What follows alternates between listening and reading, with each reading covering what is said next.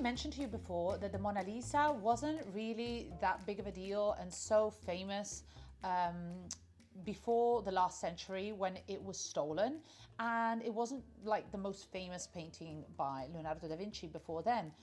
But did I tell you that the Mona Lisa in the Louvre is not actually the original?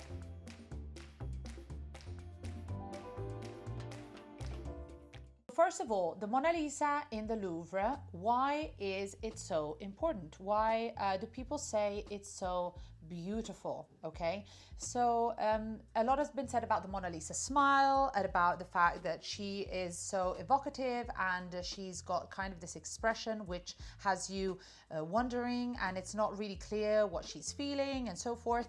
Now let's just briefly talk about that. So there's a technique which is used for painting the Mona Lisa, which is called the sfumato, and it is made by layering strata upon strata of paint in very, very thin veils, which means that it's very kind of gives a kind of a smoky effect, an indefined effect. Okay, very, very soft, and particularly around the mouth, the Mona Lisa is very, very, very soft and not well defined, which kind of doesn't give a clear idea of the shape of the mouth, so that it's not, you don't really understand what the expression is.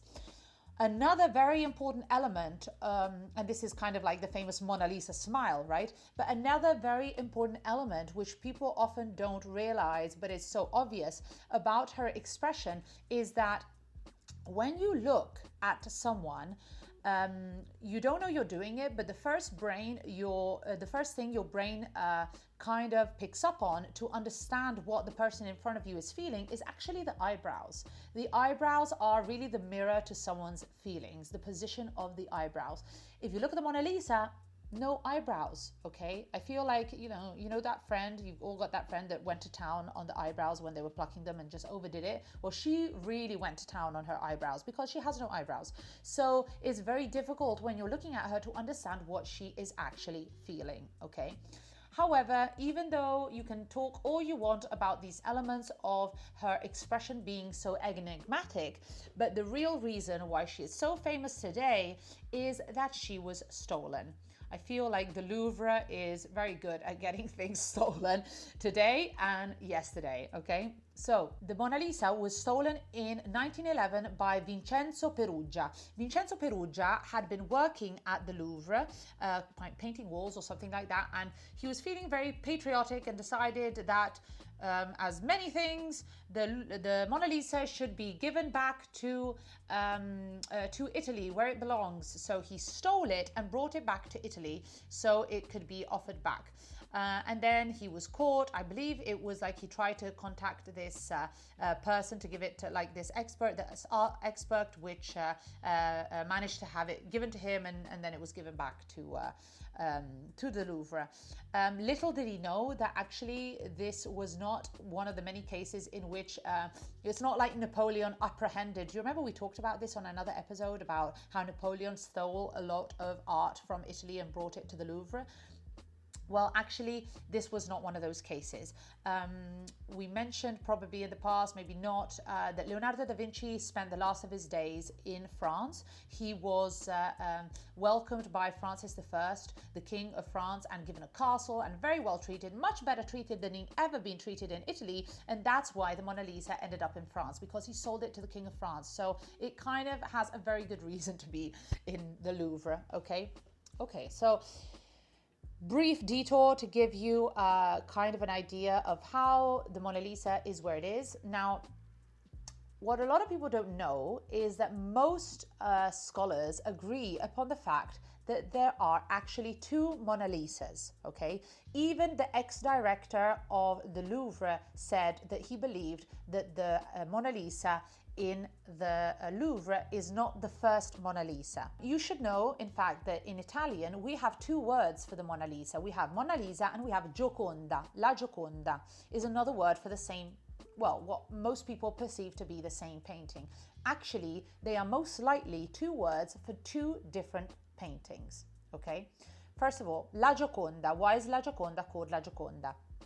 La Gioconda is called like this because it was the painting of a woman who was the wife of Il Giocondo, so it's basically her family name, and that is and she has been portrayed. And this painting became he was commissioned it, but he actually never gave it to who commissioned it because he was just so obsessed with painting it, and everyone talked about what a great painting it was. So it was famous in its own time, okay?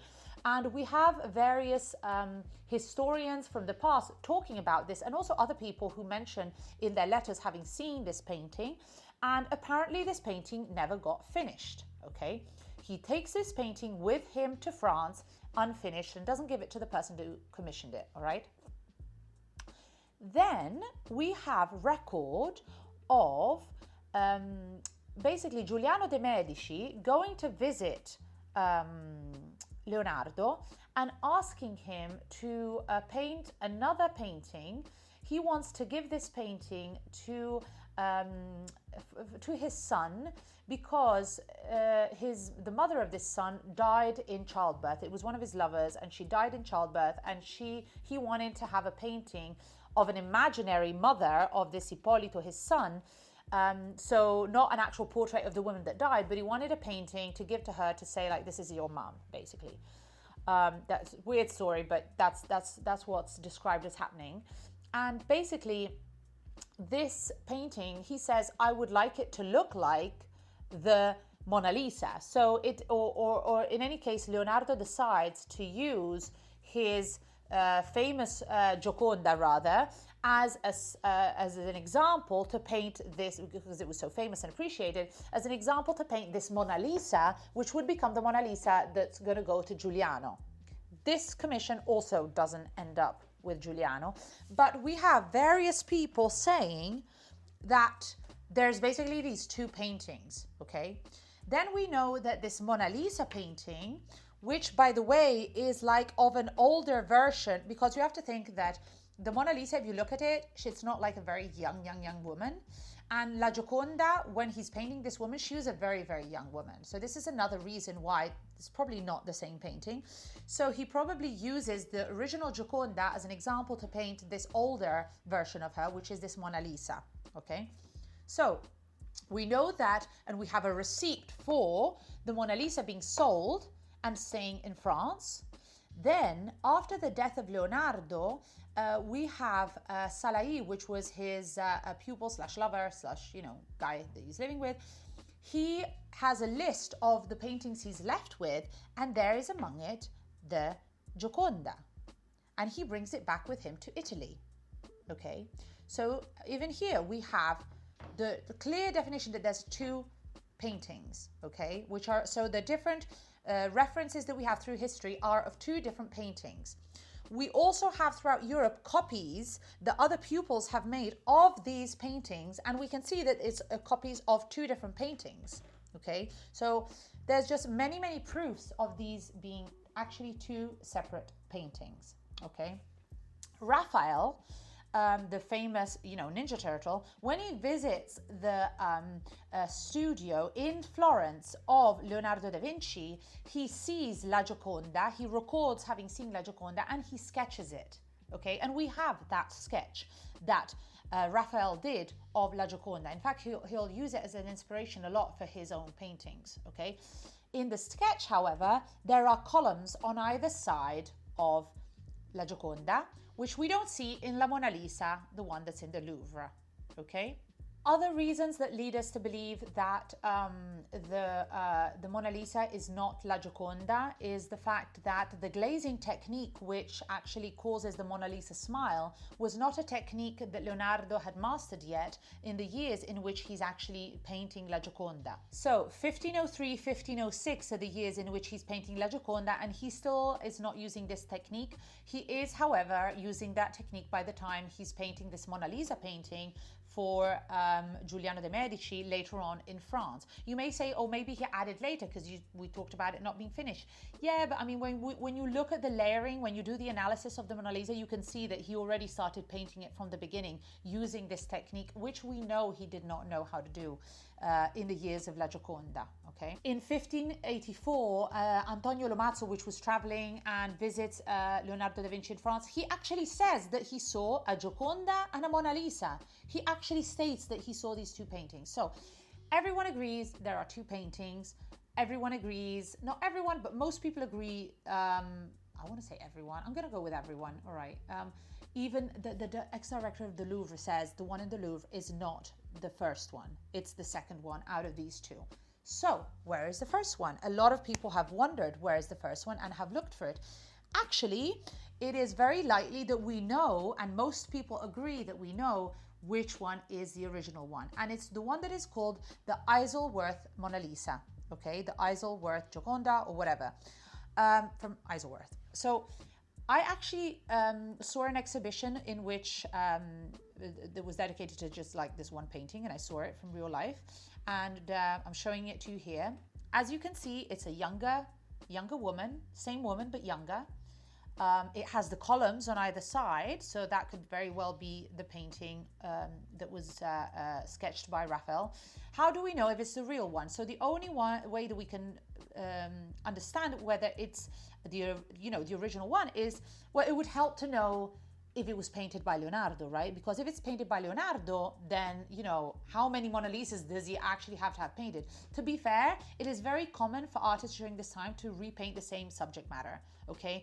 Leonardo has many paintings that he did various versions of, okay? So it's common, and other artists do it too. However, if this is by Leonardo, it's likely the original Gioconda, okay? So it has been analyzed, and the paint fits the time and place. The aging fits the time. Also, they have done this analysis of the brush strokes, and it seems like for a fact they are left-handed, and we know that he was left-handed, okay? And also analysis has been done of the sketch underneath, which is really convincing that it was from his hand. So we do have most people believing that it is by Leonardo da Vinci. So this really kind of, I feel like the proofs that we have at hand really lead towards this being the original Gioconda. Why haven't we heard about this more? Well, A, because this isn't at the Louvre, and the Louvre is very good at marketing, not very good at defense systems, but very good at marketing, okay? We talked about this also in another video, but it's also because it's like literally before the Second World War, they tried to have... You have to have a series of experts all agreeing upon something, and it takes time to present experts with a painting or with a work of art so that they can give their opinion. And this process for this painting, the Isleworth Mona Lisa, which is La Gioconda, started before the Second World War. So when the Second World War broke out, it kind of slowed down all that process. Now it's going through that process again. I feel like today most people agree upon that, and definitely when I went to this exhibition, it just seemed like it was pretty convincing. Here it is. Let me know what you think about it. Let me know if you are convinced about this. At the moment, if I'm not mistaken, the painting is in the UK. If you ever hear about an exhibition of it, go to see it, because literally this is the original Gioconda, the original version of the Mona Lisa. Let me know what you think in the comments below, and let me know if there are other paintings or situations like this that you'd like to know more about. And don't forget to subscribe, and see you next time.